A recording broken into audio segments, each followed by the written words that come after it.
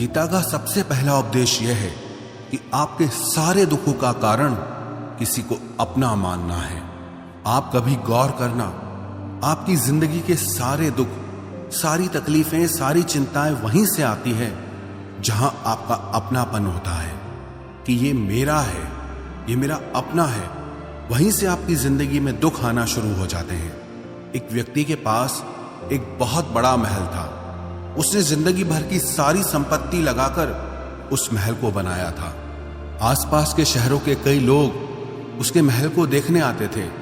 कई बड़े बड़े सेठ उसके महल को खरीदने की कोशिश करते थे, पर वो महल उसका अहंकार था, उसकी जीने की वजह था। उसका उस महल में बहुत मोह था।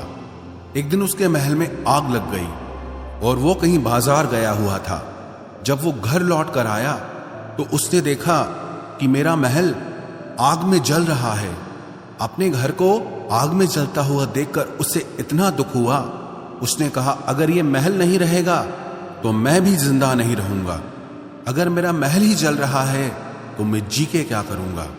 वो भी उसी आग में छलांग लगाने की कोशिश करने लगा तो किसी ने उसे रोक लिया कि भाई, ये जो तुम्हारा महल है, इस महल का सौदा कल तुम्हारे बेटे ने किसी के साथ कर लिया है।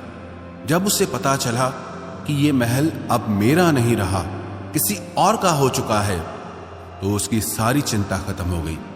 जैसे और लोग उस जलते हुए महल को देखकर तमाशा देख रहे थे, वैसे ये भी खड़ा हो गया। इतनी ही देर में उसका बेटा आया। वो अपने बेटे को देखकर बहुत प्रसन्न हुआ। उसे आशीर्वाद देने लगा कि तेरे जैसा बेटा तो बहुत भाग्यों से मिलता है। तूने तो मेरी जिंदगी बचा ली। आज इस घर में आग लगी है और तूने कल ही इसका सौदा कर दिया। वो अपने पिताजी से कहने लगा कि पिताजी, मैं इस महल के सौदे के लिए बात तो करने गया था, पर सौदा अभी पक्का हुआ नहीं है। जब उसके पिता ने यह सुना कि अभी इस महल का सौदा हुआ नहीं है तो वो फिर फूट फूट के रोने लगा, फिर अपनी छाती पीटने लगा। महल वही है, इंसान वही है, लेकिन जब महल मेरा है तब वो दुख भी देता है, खुशी भी देता है। लेकिन जब वो मेरा नहीं है, उससे मेरा कोई रिश्ता नहीं है, तो सारे दुख ही खत्म हो जाते हैं।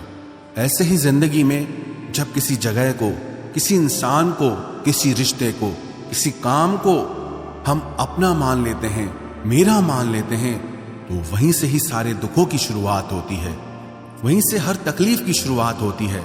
तो श्रीमद् भगवत गीता का पहला उपदेश यही है कि आप जैसे ही किसी को अपनी जिंदगी जीने की वजह मान लेते हो कि इसके बिना तो मैं जी ही नहीं सकता, तो वो चीज, वो इंसान, वो काम आपको बहुत दुख देता है।